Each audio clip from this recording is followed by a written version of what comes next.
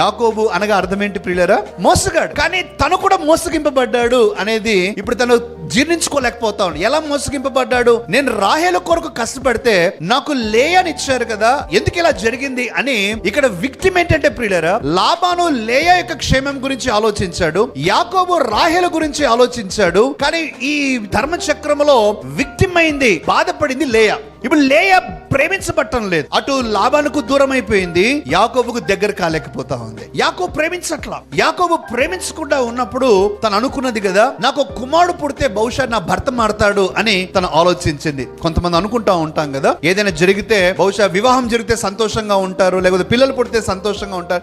3 కుమారులు పుట్టిన తర్వాత కూడా లేయా ప్రేమించబడకపోవటం తను తీవ్రంగా గాయపరిచింది, తీవ్రంగా బాధపడింది. చాలా తీవ్రంగా కలిచివేసి గాయపరిచే ఒక బరువైన మాట ఏంటంటే ప్రియులారా, ప్రేమించబడకపోవటం, లేక నీవు కోరుకున్న ప్రేమ నీకు దొరకపోవటం.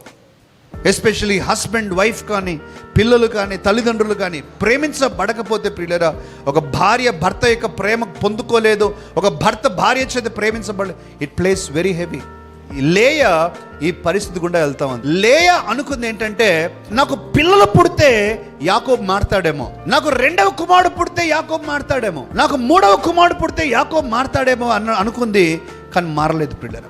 చాలా సార్లు ప్రియులారా మన యొక్క ఆలోచన ఎలా ఉంటుందంటే, ఒక కండిషనల్ లవ్ మాదిరిగా నేను కూడా ఈ విధంగా ఉంటే, లేకపోతే అవతల వ్యక్తి అంటాడు నువ్వు ఈ విధంగా మారితే నేను నిన్ను ప్రేమిస్తా, నేను చెప్పినట్లు వింటే, నేను ఎలా ఆలోచిస్తే అలానే నువ్వు చేస్తే అప్పుడు నేను నిన్ను ప్రేమిస్తా, దానికి ఒప్పుకుంటావా? నువ్వు ఎలా ఉన్నావో అలాంటి స్థితిలో ఒక వ్యక్తి నిన్ను ప్రేమించలేకపోతే he can never love you, నిన్నెప్పుడు ప్రేమించలేడు. లేయా అనుకుంది 3 కుమారులను కనిపెట్టాను కదా నన్ను ప్రేమిస్తాడేమో అని. ప్రేమించలా. ఎందుకంటే బేసిక్గా యాకోబుకు లేయా అంటే ప్రేమ లేదు కాబట్టి. నిన్నుగా యాక్సెప్ట్ చేయాలి ఎవరైనా సరే. నువ్వు ఎలాంటి స్థితిలో ఉన్నా కూడా వారు నిన్ను ఐ యాక్సెప్ట్ యూ అని వారు యాక్సెప్ట్ చేయాలి.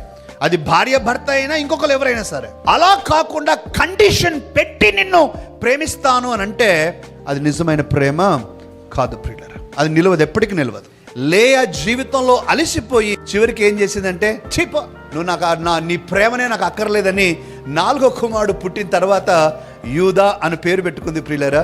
యూదా అనే మాటకు స్తుతి అని అర్థం. తను ఏ వ్యక్తి నుంచి అయితే ప్రేమ కావాలని ఎదురు చూస్తుందో ఆ వ్యక్తి నుంచి ప్రేమ దొరకనప్పుడు ఆ వ్యక్తిని ఆపేసి తన దృష్టి దేవుని వైపు తీసుకుంది.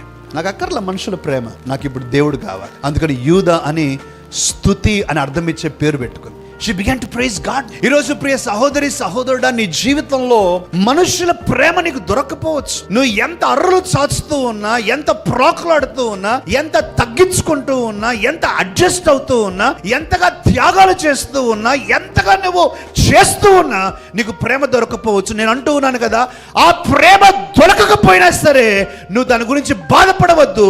నీ దృష్టి మనుషుల ప్రేమ నుంచి దేవుని ప్రేమ వైపు చూడు.